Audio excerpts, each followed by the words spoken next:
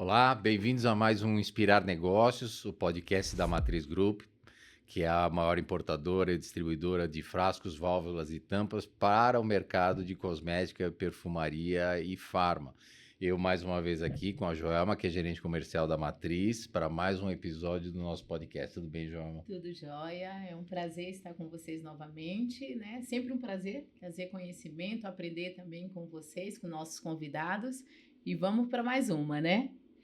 Isso mesmo, e hoje trazendo mais um tema que é complementar, eu acho que é um tema importante porque pouco se faz a leitura de precificação no ponto de venda. E os Exato. nossos clientes que hoje lançam seus produtos, muitas vezes não se atentam a isso. E É, aí o produto acaba indo por água abaixo porque não fez uma leitura correta. é verdade, a gente sofre bastante. A gente, quando a gente fala a gente, é a Matriz como é uma consultoria, né, para esses clientes. Então a gente dá todo o auxílio e a gente vai aprender um pouco mais também, né, o nosso aprendizado para multiplicar isso também, né, Denilson?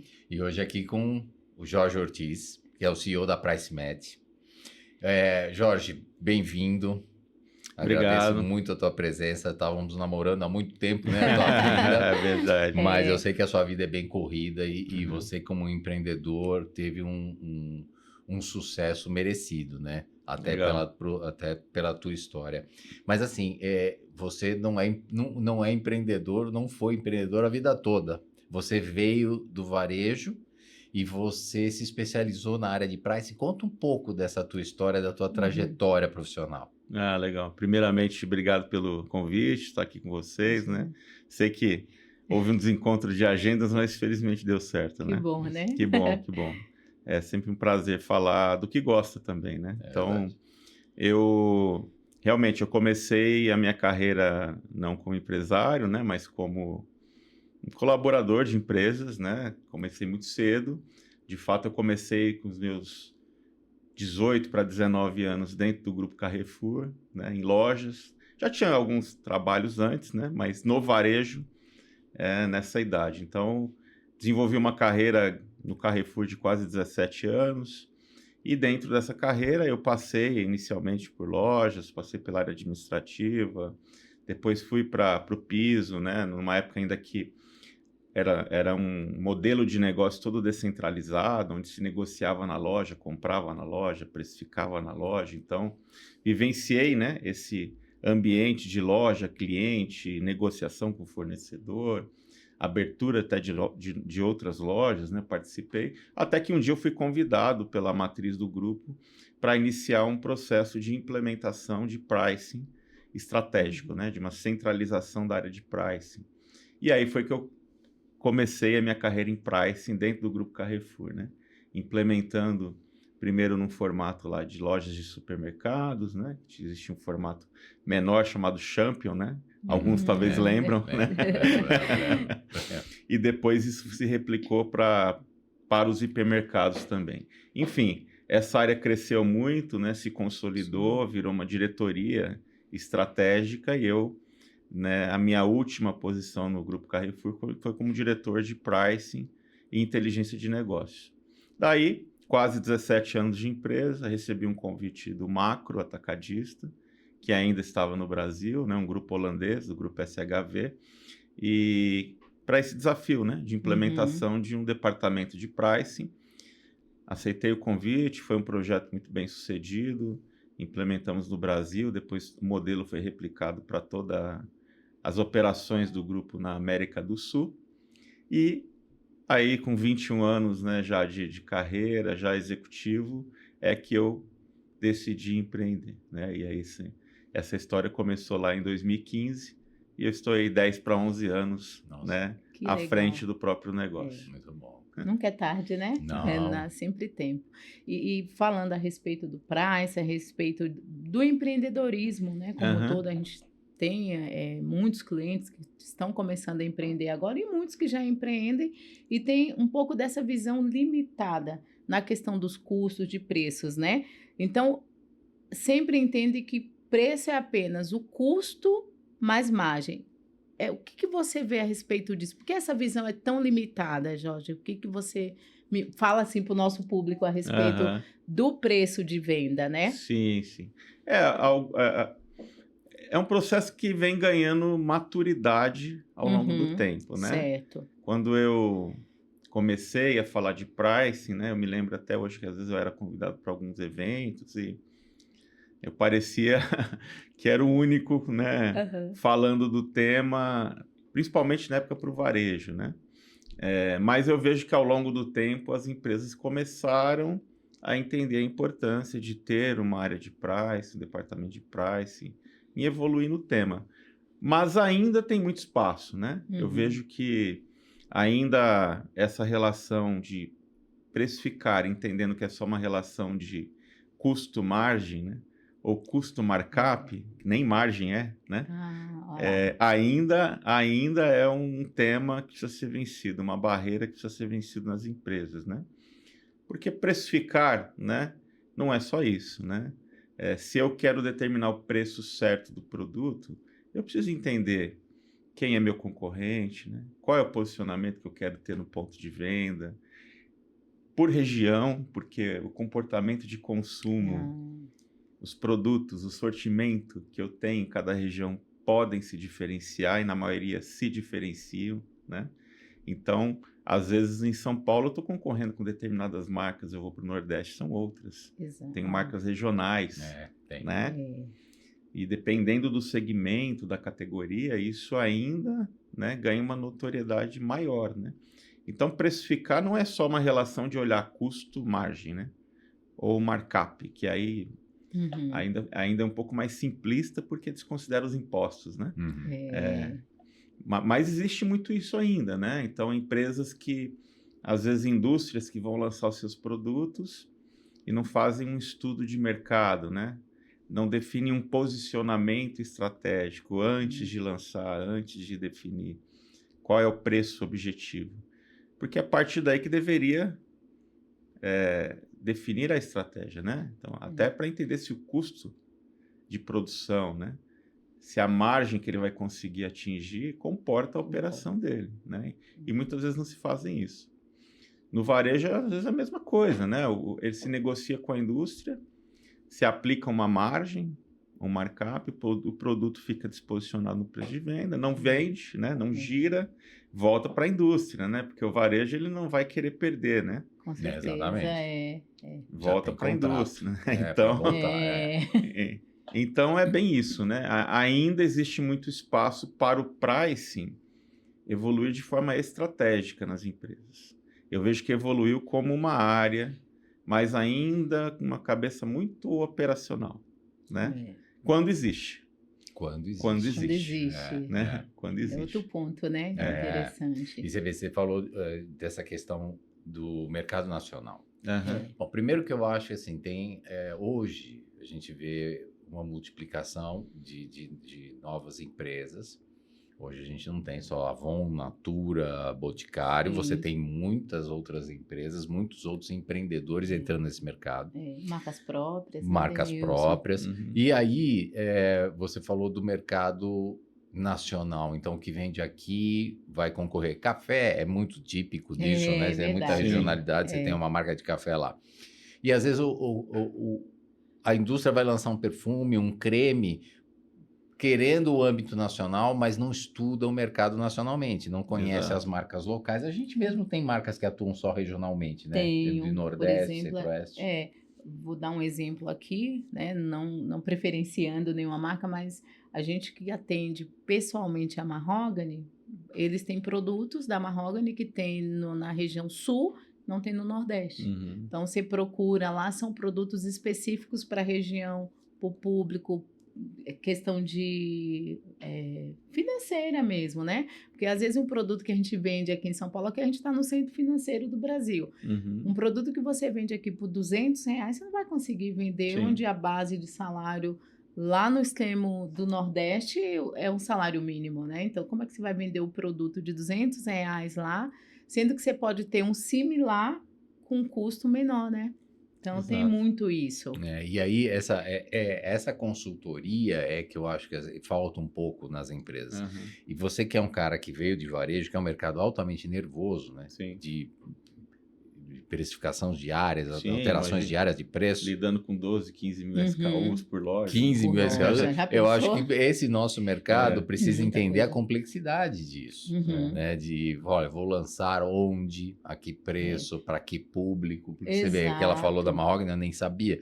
Mas É. essas diferenças, né? O que eu vou lançar numa praça, o que eu não posso lançar em outra, por causa de poder aquisitivo, isso tudo é levado em consideração. Quando você avalia um pricing, você avalia também a regionalidade, o poder aquisitivo daquela rede, para definir o tipo de precificação? Ah, sem dúvida, né? É importante entender quem são as marcas locais, quais são os preços praticados localmente, qual é o posicionamento que meu produto ele quer ter, né? Eu vou atuar ali mais próximo do líder, porque talvez o meu produto tenha uma qualidade que se compare, ou não, é uma marca que eu vou atuar mais numa faixa secundária, ou até um produto de entrada, o primeiro preço, em que a minha posicionamento é preço e talvez nesse caso eu vou abrir até um pouco mão da qualidade. Eu tenho público para todos os Sim. tipos de produtos e faixas de preço, né?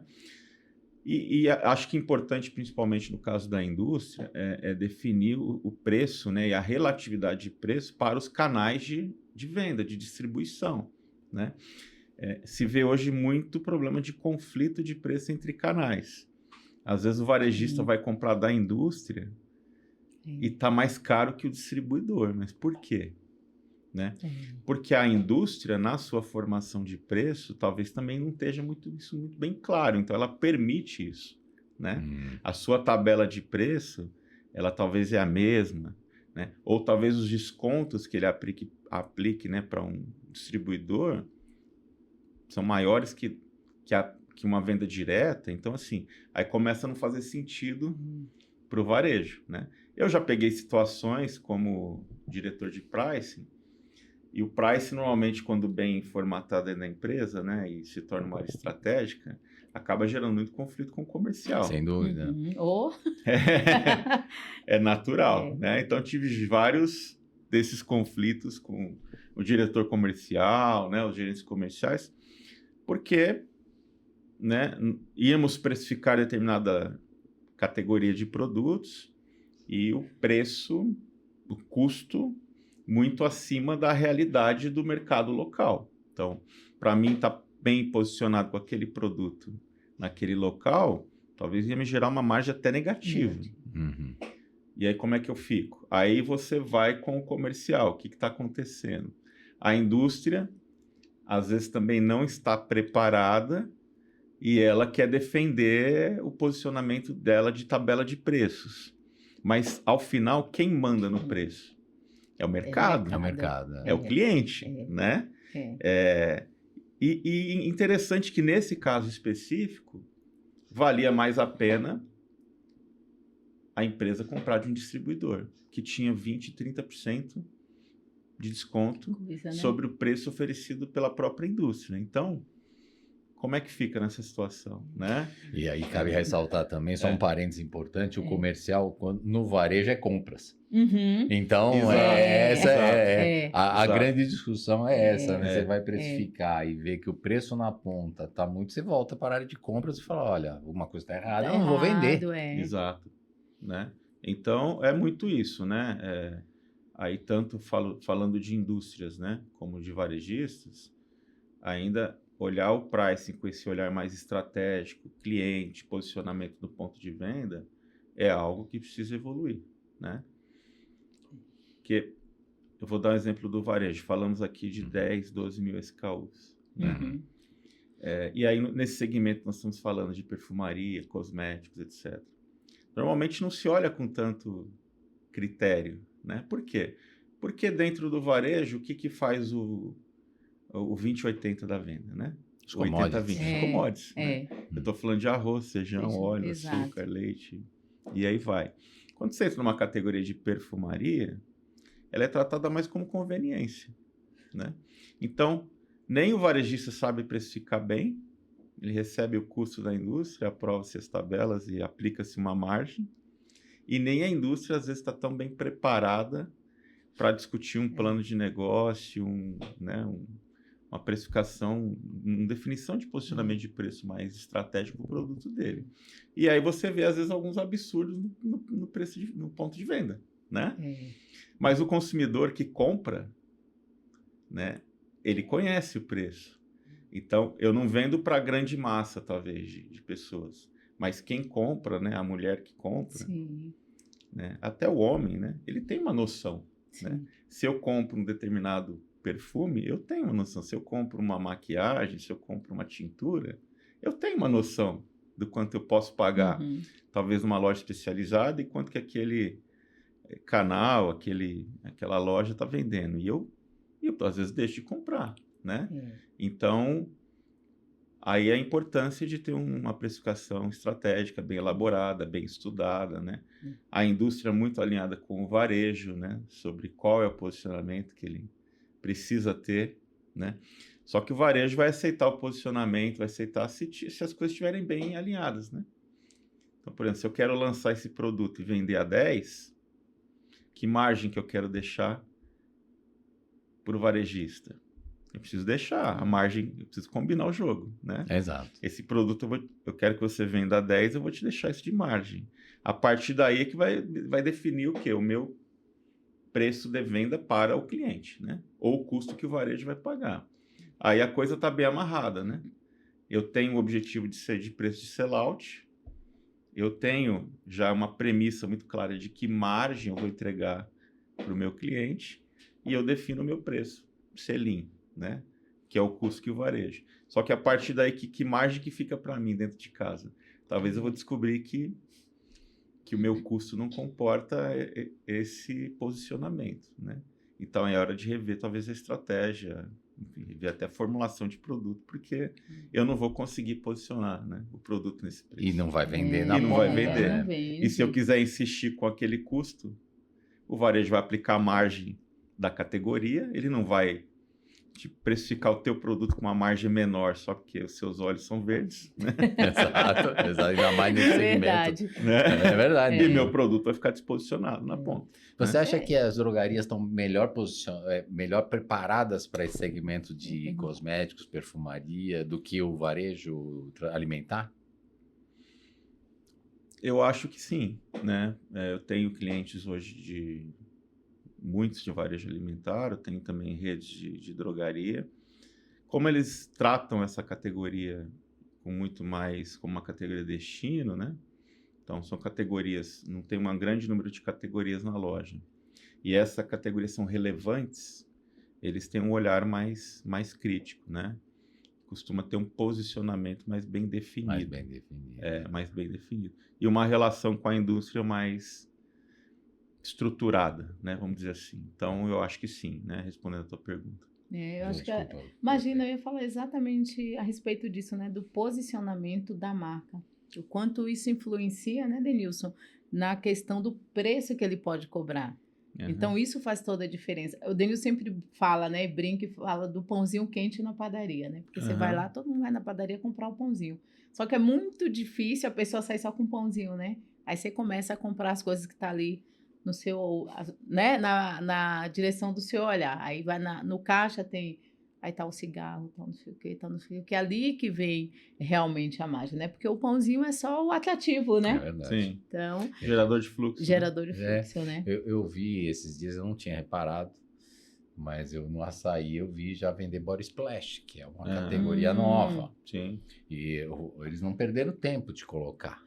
Mas Tá chegando agora medicamentos dentro do também supermercado, medicamentos, né? você vai ter Então. lá as farmácias dentro. Exato. Né? E com isso vão entrar mais produtos dessa linha HPC dentro. E não, uma outra coisa, falando da linha cosmética e tudo, vitaminas nas perfumarias, né? Porque hoje a questão do tratamento do cabelo, por exemplo, quando a gente fala de um sérum, um produto para o cabelo, você só pensa o quê? Num reparador de pontas, num sérum, né? Capilar. Só que você vai nas perfumarias hoje, você encontra vitaminas que antes você tinha que comprar na farmácia para serem ingeridas, que é para o tratamento capilar, né? Antes você não achava. Isso nas lojas especializadas hoje, né? Isso, por exemplo, você vai numa rede de perfumaria, você já encontra, Denilson, vitaminas para o cabelo, mas vitaminas não de aplicar, né? Como a gente tinha aqueles frasquinhos que a gente vende, injetáveis, tudo. Você tem vitaminas que é para serem ingeridas, vendido nas perfumarias, que era algo que você só encontrava nas drogarias, né? Então, isso é interessante. Os canais, eles estão... os produtos, na verdade, agora o consumidor... Cada centavo do consumidor vale, né? E hoje você tem uma situação que no passado não existia, que são o ambiente online, né? Os canais digitais. Então, assim, é muito fácil pesquisar preço. É verdade. É isso, você compara tudo, né? É muito fácil. Até tive batendo um papo aí em família ali, né? Eu tenho minha esposa e minha filha que consomem, né, esses produtos. E aí perguntei, por curiosidade, vocês olham o preço? Sim. Como? Eu entro na internet, eu dou uma olhada nos preços, né? Mas quando você está na loja física, você compara preço? Não, eu não fico pesquisando, correndo de loja em loja para pesquisar o preço. Mas como eu tenho uma referência de preço na internet, eu sei se aquela loja está me cobrando barato ou caro. Então, veja, né? O consumidor, ele hoje está muito mais informado, né? Muito mais criterioso. Exato. Claro que ele não vai abrir mão da qualidade, às vezes, por preço, né? Se eu tenho um consumidor que ele tem um posicionamento, que ele compra aquela marca porque ele tem um valor percebido de qualidade, talvez ele troque por uma outra que ofereça a mesma proposta de valor, né? Sim, ele não vai trocar talvez por uma que ele não confia, né? Principalmente cosmético, né? Que você está lidando com, né? Mas ele tem uma noção de preço, né? Então, assim, tá me cobrando muito caro? Peraí, não vou comprar aqui, né? E aí, quem tá perdendo a venda? O varejista, a indústria, né? Que não combinou bem o jogo ali com o varejista, não definiu bem o posicionamento. Pior ainda que entra com uma marca que ainda não é conhecida. Exato. É isso, né? Imagine eu chegar num ponto de venda, minha marca que nem é conhecida tá mais caro que o líder da categoria. Não vai faz vender. Sentido, Mas deve acontecer muito. E isso acontece. Mas eu acho que isso pode acontecer pela falta da informação mesmo, dessa pesquisa, do posicionamento de marca, que foi o que a gente falou no início, né?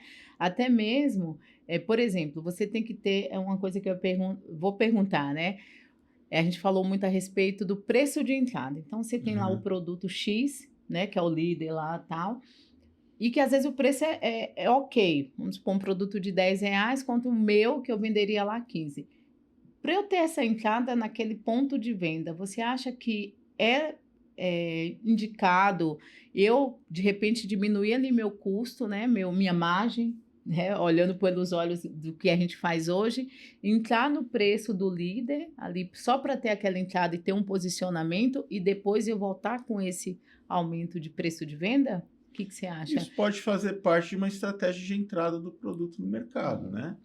Se eu tenho uma marca líder que domina a categoria, eu entendo que eu estou lançando um produto que é compatível, mas que ainda não tem uma marca conhecida, pode fazer parte de uma estratégia de posicionamento eu diminuir a minha margem para ganhar penetração na categoria, crescer o share, né, a participação, e aos poucos ir se reposicionando, né?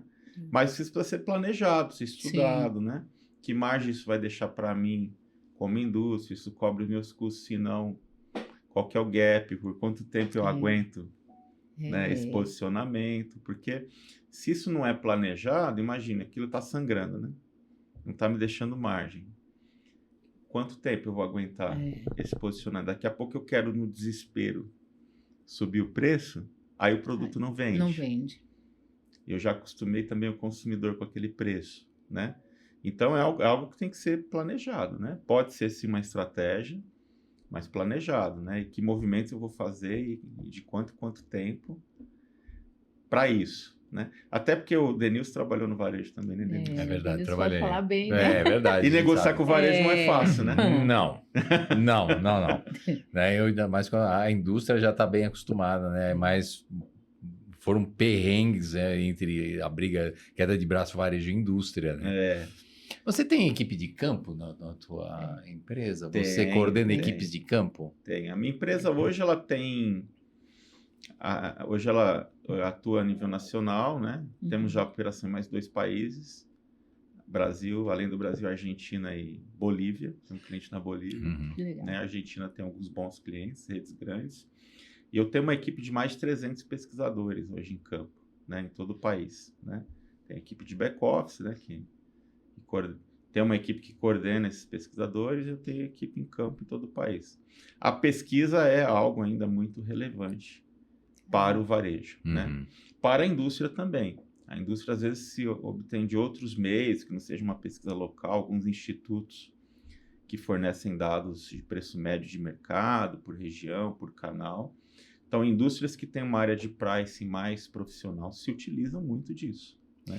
Mas esse nosso segmento é cada vez mais entrantes, né? Assim, Sim. hoje você não vê grandes indústrias. Não. Se um cliente, por exemplo, uma indústria ou uma nova indústria, uma nova marca pedir para você um estudo Brasil de determinadas categorias, você consegue realizar? De Sim. precificação, de Ah, posicionamento? então. Sim, com certeza, né? Como eu tenho essa equipe de campo já atuando no Brasil inteiro, colocar ali na rotina, né? Buscar o preço ali em determinados players de mercado, principalmente varejo, né? Uhum. Uhum. Varejo de autosserviço, que é mais fácil, né? Ou perfumarias, drogarias, perfumarias.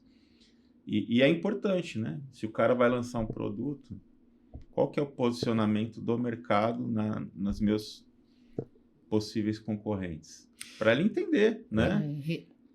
Até referente a isso, a região, que é o que a gente falou lá aqui Uhum. no início, né? Então, qual o posicionamento desse produto? Porque às vezes o consumidor, né, que é quem realmente vai utilizar o produto, ele vai olhar, se isso aqui é tão mais barato, você acha que também não vai fazer o efeito que você espera, né? Uhum. Então, isso faz toda a diferença, né, Também Jorge? tem isso. Sim. Porque eu, como consumidor, eu olho. Eu vou lá, pego um produto, aí eu falo, não, esse aqui não tem como ser tão mais barato. Aí vou olhar a composição, vou olhar, no meu caso, que já tem um outro olhar, eu vou olhar quem fabricou. Eu falo, não, não Uhum. faz sentido isso aqui ser tão barato, né? Tem isso também. Porque às vezes você acha que você tendo um preço menor, você vai vender mais. E não é sobre isso, né? É bom Exato. ponto da Joel. Não é sobre isso. Às vezes ter um preço menor um produto de qualidade, você só vai estar depreciando o teu produto. Depois você não consegue subir o preço, né? Então, não é só preço, né? A relação preço-qualidade tem que sempre existir. Mas eu preciso olhar o mercado. Eu preciso saber aonde eu vou me posicionar, né? Se eu ficar precificando só olhando custo e margem, eu estou precificando às cegas. Vender ou não vai ser uma consequência. Uhum. É verdade. E eu talvez vou descobrir isso da pior forma possível. O produto não está girando, o varejista vai parar de comprar ou vai querer me chamar para pedir uma verba para liquidar o estoque que ele Exatamente. comprou. Né? Isso vai ter um custo adicional para mim, né? Então aí começam a gerar os problemas, né? Porque o varejista não vai querer ficar com o produto parado no estoque. Exato. Né? Ele vai te chamar para ajudar a vender. E aí você vai ter que dar algum desconto adicional, né? Ou alguma verba adicional, né? Algum incentivo comercial para ele. E aí isso talvez não estivesse planejado. Então tudo começa de um bom planejamento. Né? Sem dúvida. A gente esteve aqui com o César, que é diretor da Beauty Fair, e ele falou que ele, além de diretor da Beauty Fair, ele é muito familiarizado com o varejo de cosméticos e perfumaria. Sim. E ele falou uma coisa no podcast, que ele falou, olha, quem vai dominar o mercado é quem domina a distribuição. Sim. E para você dominar a distribuição, você tem que ter obrigatoriamente uma estratégia de pricing para poder chegar no ponto de venda, seja ele físico ou online, e poder estar com o posicionamento correto. Exato. Porque eles esquecem que o preço comunica. Eles só acham que só o Instagram comunica, a imagem, a qualidade, mas o preço comunica muito, não é isso? Exato. Tinha um chefe que falava, não é gente que vende, né? O cliente que compra, né? Então, assim, não é o que eu quero, é o que o consumidor está disposto. É verdade. Né?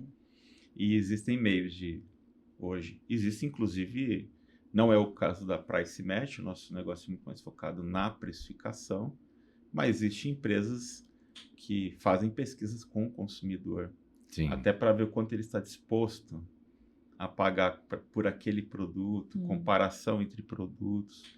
Isso tudo deveria ser levado em conta, principalmente para o lançamento de um produto. Antes de lançar. Antes de Antes de lançar. lançar, né? Né? Então, eu vou fazer um estudo de posicionamento de preços, eu vou fazer um estudo com o consumidor para entender o willingness to pay, né? Quanto ele está disposto a pagar, né? Aí eu lanço o produto. E, sem dúvida, a distribuição, né? Porque o produto só vai vender se estiver no ponto de venda. Né? Exato. Físico ou online. Físico online, né? Então, é frustrante se eu coloco o produto, lanço, o consumidor compra, gosta, mas na próxima compra eu já não consigo encontrar mais. Também tem isso, né? Né? Até falando a respeito disso, por exemplo, a gente vê muito, você falou, comentando, eu também sou mulher, e mesmo os homens hoje pesquisam bastante, a gente vê muitas promoções, né? O que a gente mais vê aí é promoção. Você vai comprar um produto, 40% de desconto, né? Tem hora que eu falo, puxa vida, será que isso poderia já estar sendo vendido mais em conta e a gente estava pagando tão alto? Ou se de repente, por exemplo, aquela promoção, vamos falar agora para a indústria, para o varejista, né? Aquela promoção está dando realmente um lucro ou ela só está canibalizando a venda futura? Né? Esse já é um outro tema, né? Assim, não vejo hoje nem indústria nem varejo muita organização, muito planejamento promocional. Né? Ainda hoje? Ainda hoje. Nossa, né? Que coisa, né? Ainda hoje, né? E imagina, o mercado está ficando cada vez mais competitivo, né? Mais redes, vamos falar de varejo, mais concorrentes, loja física, online, né? Consumidor muito mais informado, aí a venda cai, né? Aí a venda não acontece, o que normalmente começa? Promoção, né? Promoção, e nem sempre a promoção traz o retorno que o cara espera. Aí no final do mês ele não fechou nem a venda e nem a margem, né? Ou seja, só sangrou, né? Então a tua percepção como consumidora passa muito por isso, tá? Às vezes aquela promoção não foi muito bem planejada. É meio que uma medida de desespero para tentar bater a meta do mês, né? E nem sempre está combinado com a indústria. Que é pior, né? Porque a indústria fala, pô, mas por que estão vendendo meu produto a esse preço? Está depreciando a imagem do produto. Aí entra em conflito com a indústria, né? Porque às vezes até a indústria tinha uma ideia de um posicionamento diferente e o varejo foi lá e baixou. Sem combinar o jogo. Sem combinar o jogo, né? E muitas vezes, você tocou num ponto interessante. Às vezes eu tenho entrado em redes de varejo, de uma forma geral, para entrar com a consultoria de pricing, com o nosso sistema, né? Hoje a gente tem uma ferramenta bem robusta de gestão de preço, né? Chamado Prixia, né? A gente desenvolveu para ajudar varejo e indústria a precificar melhor. E a gente percebe que realmente passa por isso. O cara não tem um planejamento de pricing muito claro, não tem uma estratégia bem definida por categoria, né? Não tem um mix de margem, uma margem muito bem definida. Os produtos que deveriam fazer parte de uma rotina ali de pesquisa nem sempre estão bem definidos. E ele precifica baseado num custo e numa margem que alguém um dia definiu. Tá, mas quem definiu essa margem aqui? Às vezes ninguém sabe explicar. Né? Não, essa margem está no sistema. Quando eu já estava no sistema quando eu entrei na empresa. Bem-vindo ao clube. E é o que acontece. Né? Tá, mas essa margem que você está aplicando nesse produto está correta? Mercado? Aí o que acontece? Começa a fazer mais promoções que não necessariamente é uma promoção. É para regularizar o preço. Então, em vez de ir lá e redefinir o preço regular do produto, né? O posicionamento de preço normal do produto, de gôndola, eu vou lá e faço promoção, porque alguém gritou que o preço está caro, porque o gerente de loja reclamou. Porque não está vendendo. Não está vendendo. Não está vendendo. Né? Então, a promoção nem sempre... E eu acredito que hoje, talvez eu esteja exagerando, mas na maioria das vezes não é algo tão estratégico. É algo muito tático, né? Para resolver um problema que eu tenho naquele momento. Né? Não é algo que foi bem planejado. Entendeu? Às vezes é problema até estrutural, né, Denilson? É problema de Uhum. espaço, são várias situações e que ao invés de você tá ganhando, no final tá perdendo, né? Pois é. Então, E o online você monitora também? Também. Ele é É. teoricamente mais fácil de monitorar, né? Porque ele é muito mais nervoso, né? eu vou emendar na pergunta dele e Tá. fazer uma pergunta em relação a isso. Quando fala do online, né? Você vai na loja física, da mesma rede, o mesmo produto, o online está mais barato. Tá com naturalmente, ultimamente a gente tem visto muito isso. Tem uma explicação, Jorge, para isso? Então, né, o online ele nasceu muito forte com eletrodomésticos, né? Uhum. Mas para mim já nasceu errado, né? Porque já nasceu com o preço do site bem mais baixo que a loja física e depois nunca mais conseguiu se reposicionar e entrou numa guerra de preços e não saiu disso, né? Tanto que algumas empresas desligaram a venda online, né? Por causa disso, que não estava causa ganhando disso, dinheiro. Não tá ganhando dinheiro, ao contrário, né? Tá comendo, né, a minha É. margem de lucro, né? Hoje eu também vejo a precificação online bastante confusa, né? Você vê, tem redes que você compara o preço do físico online é o mesmo, mas aí quando você se aprofunda um pouco, algumas categorias não, mais barato, mais caro, não tem um racional muito bem definido. Outras são completamente diferentes. Alguns são mais baratos, outros são totalmente mais caros. Então, volta para a mesma questão, né? A falta de uma organização para estratégico dentro da empresa. Uhum. Porque às vezes fica na mão de cada gestor, né? Então, quando você pega no caso do varejo, a quem decidiu o preço? O comprador da categoria. E o outro é o comprador.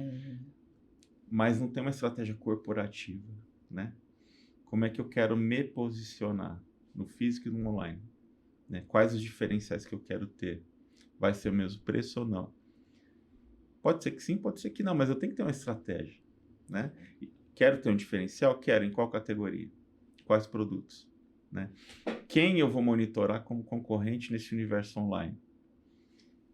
Se dizer que isso está bem organizado hoje, não está, né? Então, cada rede trabalha do seu jeito. E pior, dentro de cada rede, cada pessoa trabalha de um jeito, que é o cara que compra. Então, você imagina quando vai para a indústria, né? Assim, se é o comprador do varejo que está decidindo sem nenhum alinhamento com a indústria, então hoje você vê essa confusão, né? Não existe uma estratégia por trás. São pouquíssimas as redes que você fala, pô, tá bem estruturado, tem um planejamento, tem uma estratégia, né? Um posicionamento bem definido, o que eu quero, né? Que margem que isso que eu quero que me entrega, que posição competitiva em relação a quem, né? Então, um pouco confuso ainda. Mas assim, tudo isso é possível de estruturar, né? O trabalho da Price Match, de uma forma geral, né? É esse, né? Ajudar as empresas a estruturarem a sua precificação de forma mais estratégica, com planejamento, com políticas bem definidas, com dados de mercado, com ferramentas que vão ajudar na gestão, né? É um trabalho passo a passo, às vezes mexe na cultura de gestão da companhia, no modus operandi, por isso que não é só ferramenta, né? Delicado, né? Um ponto delicado, né? Eu vejo muita gente hoje, estou te oferecendo uma ferramenta de price, e o cara acha que comprar uma ferramenta está tudo resolvido. Não tá. Né? Se não tiver um processo bem estruturado, se as pessoas que fazem gestão não entenderem bem, a ferramenta não vai resolver nada sozinho e às vezes vai ser um investimento caro para o que não vai dar resultado depois. Né? É verdade.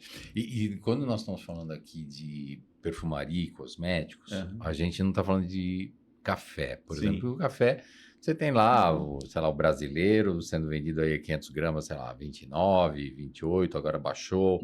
O pilão um pouquinho mais caro, o melito um pouco mais barato e tal. Não, nós estamos falando de produtos que às vezes a variação, o preço de venda do produto é 30, 50, 70 reais. Sim.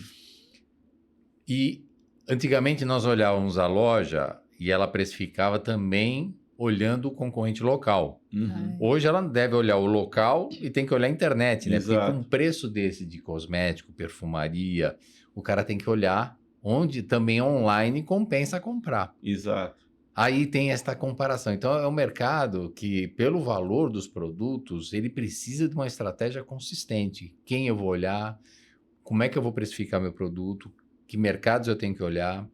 Eu tenho que olhar, e fora isso você tem os marketplaces com gente fazendo loucura de Sim. preço, Total. Sim. que isso afeta a estratégia. Tem que ter um Exato. discernimento, né? E também não posso querer brigar com todo mundo. Tem que escolher onde eu quero brigar, né? Quando eu digo brigar, eu quero definir o meu posicionamento de preço. Estou falando de cosméticos, por exemplo. Não significa que eu tenho que ter o preço na vírgula ali, né? O meu concorrente está R$ 99,90, eu preciso estar R$ 99,80. Não. Mas eu preciso estabelecer que faixas de preço eu preciso posicionar meu produto, né? Então, que faixa de preço eu tenho esse produto, eu quero me posicionar entre 90 e 100 reais, eu tenho que trabalhar a estratégia para isso, né? Porque eu sei que ali vai ser o posicionamento que me garante uma competitividade em relação a alguma marca que eu concorro. Agora, onde eu vou buscar essa referência de preço? Tem que tomar cuidado também. Porque hoje tem de tudo, né? Você entra no marketplace, às vezes você vê diferenças de preço Absurdo. O marketplace né? é pior de todos. Shopee, Mercado Livre, Amazon. Absurdas. Agora, eu vou querer concorrer com um marketplace na minha loja física? Não faz sentido, Não dá. né? Não dá. A conta não fecha, né? Então, quem eu vou usar como referência? Vou ter que usar outros concorrentes que têm lojas físicas naquela região para ter um estudo de mercado e eu ter um posicionamento. Sem perder a referência do online, sem perder. Até que ponto o cliente vai aceitar, talvez, pagar um pouco mais caro aqui na minha loja e falar, olha lá, isso tem que ser estudado também, né?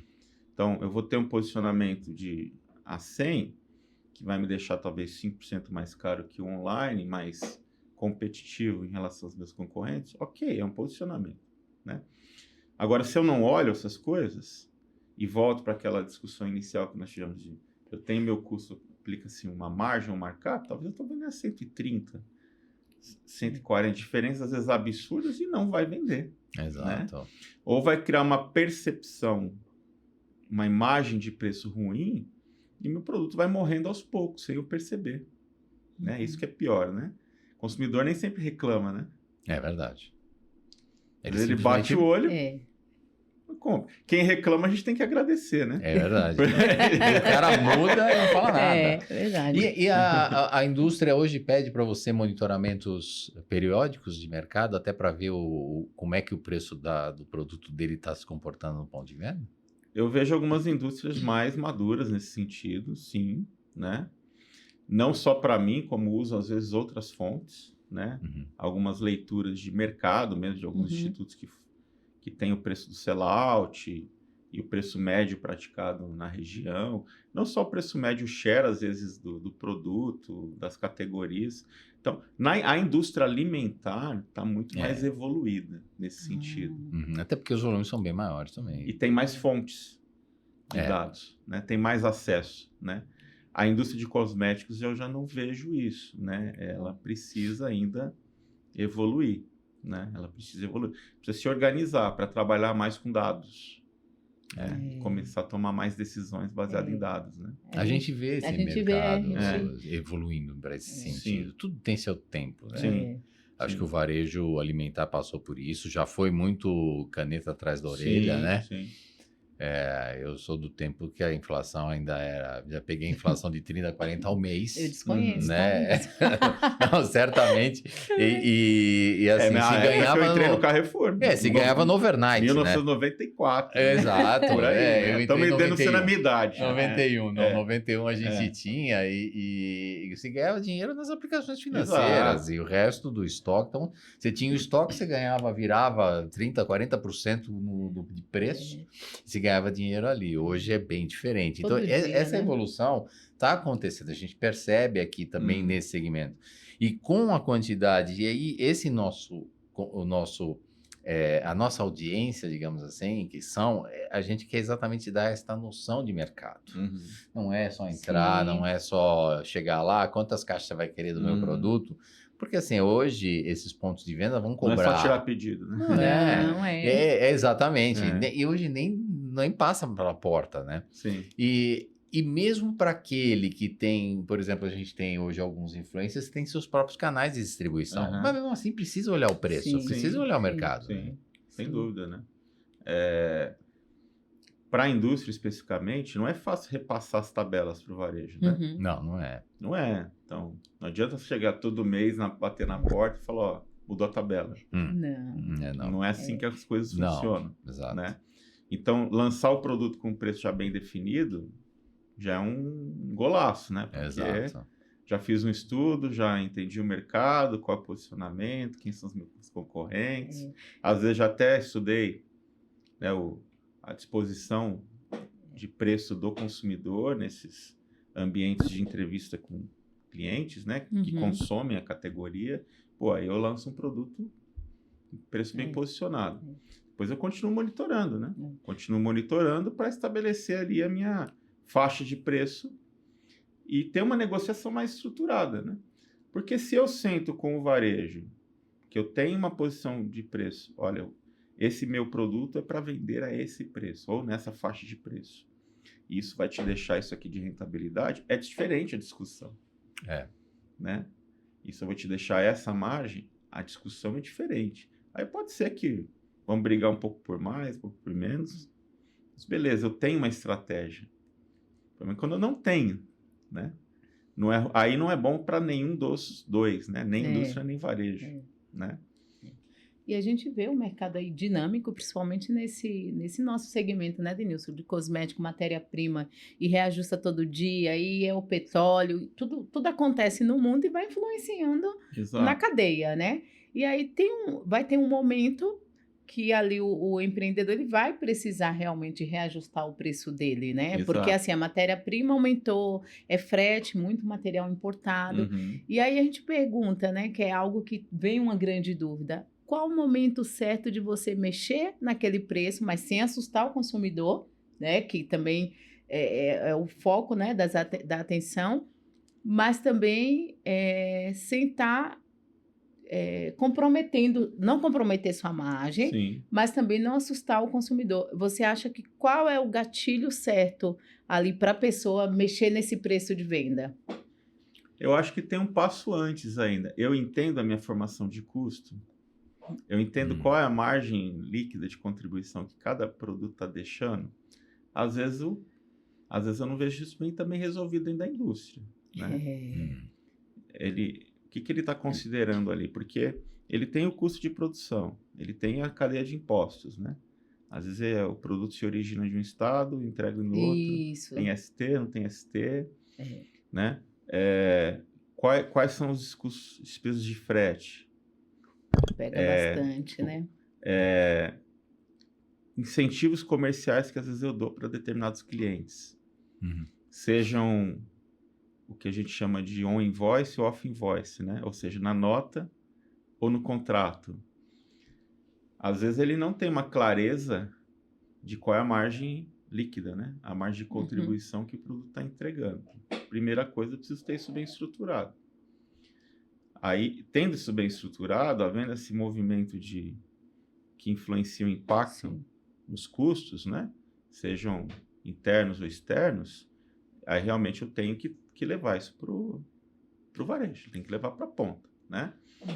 Mas de uma forma planejada e estruturada, né? Com razões ali, com fundamentos que vão justificar o meu aumento, né? Porque também se eu chego e falo, preciso aumentar os meus custos, tá, mas o varejo vai brigar para falar não sempre, né? Exato. Sempre, né? Exato. Então tem que ter bons fundamentos e para isso eu preciso conhecer, né, a minha estrutura de custos. E às vezes isso não está muito conectado, né, entre a área de vendas da indústria e o pessoal de back-office, né? Às vezes não tem uma área de pricing também na indústria que vai cuidar disso, que vai ter isso bem estruturado, que vai dar clareza para a área para a força de vendas, poder chegar mais com indicadores, com números, né, de uma forma melhor. Então, aí vem a importância das estruturas de price, né, dentro das empresas, né? E é interessante a respeito disso, porque algo que o Jorge falou, né? Tem que ter seus ali bem determinados, porque de repente aumentou uma matéria-prima que compõe aquele produto como um todo. Só que às vezes o percentual daquela matéria-prima é alto, porém na composição ali do custo não vai influenciar tanto na margem final. Então aí você acaba aumentando, aí na contrapartida vem, mas quando vamos dar o exemplo do dólar. O dólar está 5,50, por exemplo. Eu tive que reajustar minha tabela, mas o dólar agora está 5,02. Exato. Por Eu que não agora reduzi não, a né? tabela. E aí? Né? O negócio para ser bom tem que ser para os dois Exatamente. lados, Isso né? sempre acontece, né? Então normal. é natural. Nunca volta, né? Sim, nunca volta, sempre é. Difícil. Eu nunca vi, né? Como combustível. Nunca vi o combustível pelo baixar. contrário, hoje a gente vê muito a indústria, algumas indústrias grandes fazendo downgrade do tamanho da embalagem e mantendo o custo, né? Então, às vezes, quando ele tem uma pressão no custo, sabendo que ele não vai conseguir aumentar o preço, o que ele faz? Ele reduz a embalagem, troca a embalagem, né? A gente é um pouco mais velho, né, Denilson? Lembra aquelas embalagens, caixas de bombom de bis, de 400, 500 gramas, hoje é 200 e pouco. Hoje você abre uma caixa de bombom, tem meia dúzia de bombonzinho dentro. Não, e você acha que você está comendo mais, porque na verdade você está comendo o negócio que era 50 gramas, estava com 25. Aí você fala, caramba, deu vontade de comer outro, né? Mas o clássico é você pegar um caderno de receita antigo, que você tem aqueles de vó anotado, e você vai, um tablete de chocolate 200 gramas. O tablete de chocolate não tem 200 gramas há muito tempo, tempo. Né? Então, isso muda. É um jeito que a indústria achou para modificar. Exato. Eu acho que no nosso segmento também passa um pouco por isso. É o famoso leve 2, pague 1, né? Aquelas promoções, leve 2, pague 1. E aí que você vai ver a mesma coisa. Mas essa indústria, se a gente parar para pensar do ponto de vista estratégico, significa que ele está estudando o price, né? Ele sabe que ele não vai dar para ele repassar o custo para o preço, porque vai ter impacto na venda. Então, ele encontrou caminhos ali para poder manter um posicionamento de preço e, ao mesmo tempo, não perder rentabilidade. Certo ou errado? Ele tem um estudo, né? As coisas não estão acontecendo por acaso, né? Estão sendo feitas de uma forma mais planejada, né? Sem dúvida. E aí eu volto nessa questão, né? Hoje a gente vê algumas lojas e vem nascendo outras e cada vez mais fortes. Você tem Mundo do Cabeleireiro, que você tem agora nos principais shoppings, você tem essas lojas, né? E é um consumidor que vai ter um desembolso. Eu acho que o ticket médio desse cliente é alto. E aí a importância dessas lojas também começarem a monitorar os preços, porque a cliente já entra na loja com o celular ligado. Quando ela vai ver uma tintura, um outro cosmético, um sérum para a pele, ela já está olhando aqui. Exato. E a loja pode exatamente perder aquele cliente de vez, dependendo da diferença de preços que se tem. Exato. Não tem mais consumidor bobo, né? Com certeza. E a mulher pesquisa preço, né? Pesquisa muito. Muito. Às vezes mais que o homem, né? O homem vai mais no impulso ali, tô precisando do produto, pega e tchau, e vai, né? Não tem a paciência de falar, não, vai demorar para chegar, vou comprar aqui mesmo, né? Não, a mulher, né, tem essa característica de pesquisar um pouco mais, eu pesquiso ficar mais bastante. atento. Normalmente a responsável pelo orçamento da família ali, né, em garantir a compra do supermercado e o cosmético, né, a perfumaria, enfim, faz parte dessa cesta, né? E vai numa loja, vai num segmento como esse especializado, não é diferente, né? Quanto que eu vou gastar aqui, né? Eu tenho um orçamento mais ou menos definido para isso, né? Então, é importante, né? E hoje a gente vê no mercado muitos SKUs, né? A maioria das empresas tem uma infinidade de produtos. E uma pergunta que, assim, não quer calar, né, Denilson? Você acha que essa quantidade de SKUs, muitas vezes no portfólio, atrapalha a rentabilidade ou que há, assim, uma maneira de fazer um sortimento estratégico? Por exemplo, uma linha lá que faz cosméticos faciais, né? Aí tem o sérum, aí tem o produto para usar pela manhã, o produto para usar durante o dia, o protetor, tudo da mesma linha. Mas são muitas SKUs. Às vezes a pessoa não consegue comprar o produto da manhã, o produto da noite, aí fica, se eu não comprar o da manhã, o da noite será que dará o mesmo resultado? Você acha que ter muitos SKUs atrapalha a rentabilidade, ao invés de fazer decolar a venda de um produto específico, Jorge? Eu acho que na maioria das vezes mais atrapalha do que ajuda, né? Claro que depende do tipo de negócio. Se eu tenho uma loja premium, né? Que tem uma abordagem de oferecer sortimento, variedade. Então o consumidor meio que entrou ali para ver isso, né? Se o sortimento é muito pobre, eu acabo frustrando a expectativa desse consumidor, né? Mas se eu estou em uma loja tradicional, né? Muitos SKUs confunde, né? Porque às vezes você vê isso, seja no varejo de cosmético, né, perfumaria ou alimentar, 8, 10 marcas ali, a mesma faixa de preço, né? Aquelas frentinhas, né? Você vê 2 frentinhas de um produto, o cara não Então. cabe, né? Assim, então, a gôndola não estica, né? Então, o cara vai tentando colocar tudo ali, aquele monte de preço similar.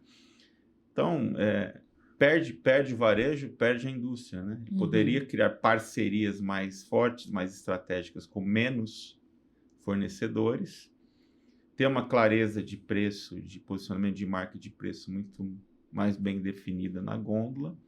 Isso certamente seria bom para ambos, né? Tanto varejo como indústria. O que acontece muitas vezes é que o varejo ele vai introduzindo marcas, porque não tem também um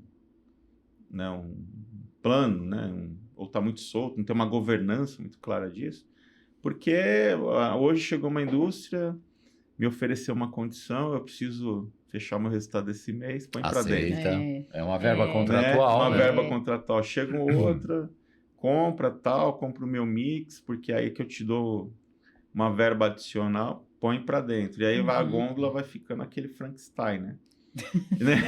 Sim. E isso é ruim, né? Pro consumidor, né? Confunde, né? A cabeça do consumidor, né? E são itens que muitas vezes o cliente vai comprar, depois ele não vai ter para repor. Quando ele for procurar novamente a marca já não está mais lá. Exato. Para o consumidor é ruim, né?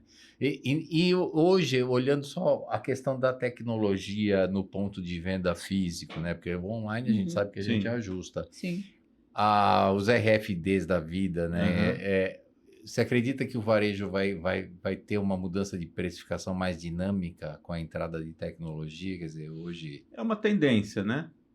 É uma tendência, mas assim, o varejo físico tem uns desafios, né? Da chamada precificação dinâmica, né? Por quê? Uma precificação dinâmica seria mais fácil aplicar se eu tenho uma etiqueta eletrônica. Uma etiqueta eletrônica. A partir da etiqueta eletrônica, não tem que imprimir o papel, eu mudo no sistema, ele já altera. Se eu tenho etiqueta eletrônica, é muito mais fácil ter uma precificação mais dinâmica. Mesmo assim, eu tenho que tomar alguns cuidados, né? Porque imagina eu subir o preço durante o dia, né? Ou o consumidor pegou o produto na gôndola, chega no caixa é outro. E mais caro. Né? Então, tem que ter alguns cuidados. Mas, sem dúvida, permitiria uma estratégia mais dinâmica.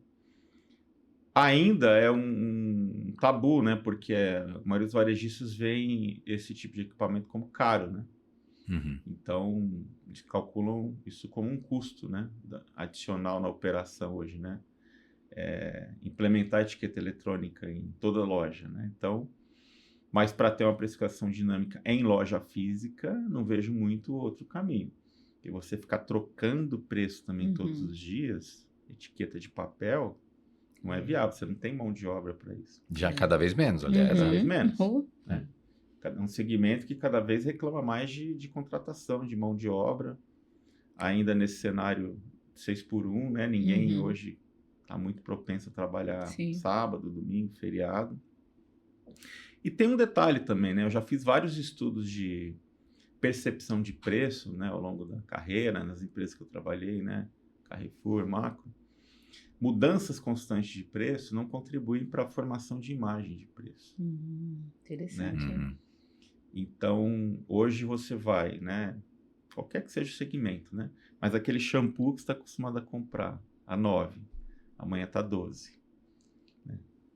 Próximo 15, aí volta Você fala, pô, mas que, É. né? Você perde a confiança de comprar naquele local, porque você nunca sabe qual vai ser o preço, está sempre sendo surpreendido, né?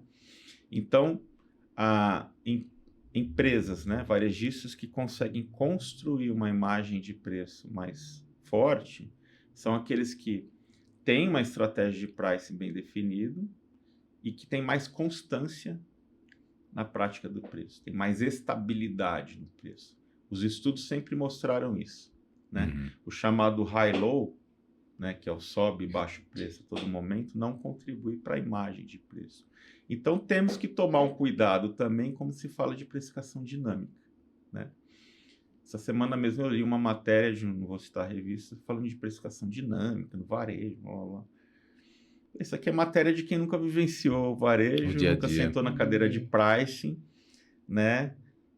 Parece matéria de IA, né? Assim, É.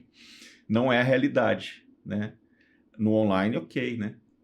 Precificação de passagem aérea, né? Hotel, Uhum. né? A gente sabe que tem o efeito da demanda, né? Eu posso subir, posso baixar o preço em função da demanda, mas não, é diferente de você, da tua compra do dia a dia, né? Seja alimentar, seja uma compra de perfumaria, né? A gente não pode, o consumidor não pode perder a confiança, né? Que isso afeta a imagem de preço, né? Então tem que tomar cuidado. A precificação dinâmica não virar um high-low, que o consumidor passa a não entender mais qual que é o posicionamento e ele perde a confiança e isso é ruim para a imagem. E vamos dizer o seguinte agora.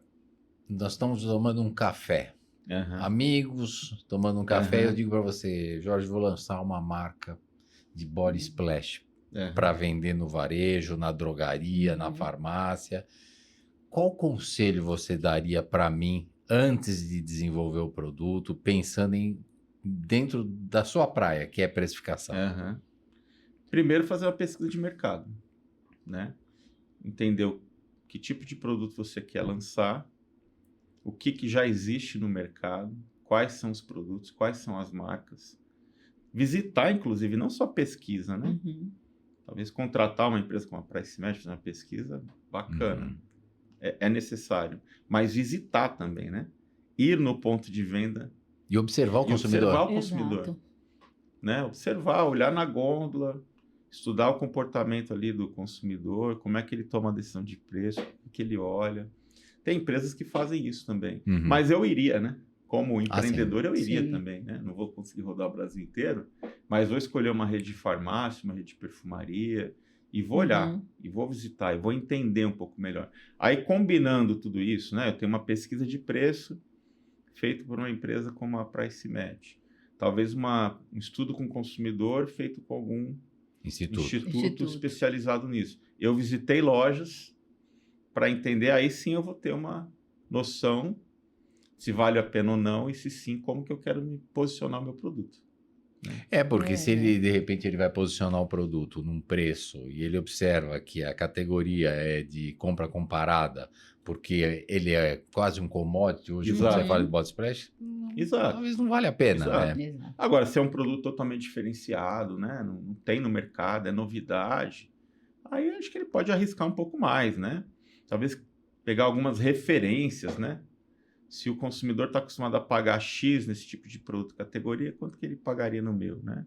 É diferenciado, mas a nossa mente sempre cria referências, né? Sempre tem. Sempre cria referências, né? Às vezes você não tem a mínima noção do preço daquele produto, mas você tem uma referência de algum produto similar. Sim, não é isso? Então temos que ter esse estudo, né? Para poder lançar um produto, seja ele um produto dentro de uma categoria já bem comercializada ou não, né? Muito bom. É isso, né? E aí, minha última pergunta, né, Denilson? Para as marcas brasileiras hoje, né? 2026/27, qual a tendência de pricing que elas não podem ignorar? Não podem ignorar uma pesquisa de mercado bem estruturada, né? Para lançar um produto. Não podem ignorar a definição de uma tabela de preço sem ter um uma política comercial bem definida, de precificação bem Sim. definida, olhando para o mercado, né? Então, assim, muitas indústrias de alimentar hoje, elas não precificam nada mais por custo. É a partir do preço de sellout, né? Preço do ponto de venda, né? Alguns chamam de PPC, né? Preço para o consumidor. Primeiro eu defino o meu preço para o consumidor. E aí vem olhando para trás. E aí vem olhando para trás, né? Então, essa é uma tendência, né? Eu vejo as indústrias se movimentando para isso. Algumas estão mais avançadas, outras menos, mas é o futuro. Claro, fala-se muito em inteligência artificial. Acho que vai chegar em algum momento, né, que a própria máquina vai me recomendar o melhor preço. Mas para isso acontecer, eu tenho que ter uma base de dados estruturada, Sim. né? A máquina, ela não é igual ao ser humano, né? Ela usa dados, né, para te sugerir, né? O ser humano tem outras capacidades cognitivas que a máquina não tem, né? O feeling, a sensação, a percepção, a máquina não tem. A máquina precisa de dados, né? Então, vai chegar em algum momento que a inteligência artificial vai te recomendar o melhor preço. Mas, para isso, eu já construí uma base de dados. Até lá, eu tenho que ter uma estratégia, uma estrutura de price, pesquisa de mercado. Aí, sim, eu vou usar ferramentas de IA, que vai chegar esse momento, e eu vou confiar que o preço vai ser bem recomendado. É a tendência que eu vejo nos próximos anos. Né? Até porque eu acho que hoje tem todo o desafio do pocket share, né? Que hoje o consumidor ele tem as bets, ele é uma população hoje no Brasil endividada, então exige um grau maior de profissionalismo porque não está fácil vender. Exato. Então, acho que ter um instituto, olhar o preço, saber o preço, olha, eu quero chegar para o consumidor, eu quero estar no ponto de venda posicionado desta forma em preço e começar a olhar para trás na cadeia até chegar na embalagem, na fabricação, e aí ajustar tudo para chegar com aquele Talvez preço. Eu vou chegar à conclusão que para isso o meu custo hoje não comporta, porque não me entrega a margem que eu preciso para fechar as minhas contas, né? E aí eu vou ter que olhar a composição de custo desse produto e talvez reformular. Dar um passo para trás e tentar mexer ali nos ajustes, fazer os ajustes, né, Denilson? É melhor gastar um pouquinho mais de tempo se planejando, né? Do que milhares de embalagens jogadas no lixo depois. Exato. É complicado. Jô, é isso, né? Isso. Eu acho que foi bem. Eu acho que está dentro do espírito do nosso podcast, que é passar essas noções, falar para esse empresário que o mundo está mudando. Sim. Que hoje não é... Não que no passado fosse simples, mas era menos complexo. Menos complexo. E aí, olhar, saber que tem que formular preço, saber que tem que posicionar o produto, saber que a composição tem que estar certa. Impostos, né? Que agora com essa... Que já é um tema que a gente discutiu aqui, que a gente vai retomar sobre questões tributárias, onde impacta, onde aquele imposto vai influenciar no preço, na margem do produto, na formação do preço, né, Denilson? Sem dúvida. É uma complexidade de fatores. Né? E o Brasil ainda mais. Né? Até o passado incerto. E hoje tem um movimento aí de muitos produtos que eram substituição tributária, já não vão ser mais. O que vai impactar? Isenção de IPI, né? Então tem tudo isso, né? Que vai mudar aí até 2000. Eu falo que até 2030 a gente tem que ferver os miolos. É verdade. Né? Então, temos um chãozinho até 2030 para entender e isso vai causar alguns impactos aí na economia. Vai. Quem tiver mais preparado, mais... Exato. Né, talvez assessorado, né, a palavra, vai sair melhor, né? Vai sair melhor. Vai sair melhor. Agradecemos a tua presença aqui, Jorge. Olha, sensacional. Acho que é sempre aprendizado. Eu acho que a gente quer profissionalizar cada vez mais esse mercado. Somos consultados, a gente sabe a dor desse empresário. Desses influenciadores que acham que hoje eu tenho público, eu vou conseguir vender meu produto, mas nem sempre consegue colocar da forma correta. O objetivo é esse, né, Jô? Eu acho que a gente tem buscado isto com os nossos convidados e o Jorge é mais um exemplo disso. Né? Com certeza, né? Informação é o que eu falei no início, nunca é demais. E a gente tem que estudar para entender o que a gente precisa melhorar, né? Isso para os nossos empreendedores, para os nossos clientes e para a gente também, né, Denilson? Porque internamente a gente também tem as nossas dificuldades. E eu acho que esse bate-papo aqui fez toda a diferença, né? Fez Legal. e faz. A gente É. coloca esse conteúdo também, não só no YouTube, tem a nossa divulgação, e nós sempre compilamos isso também no e-book, Uhum.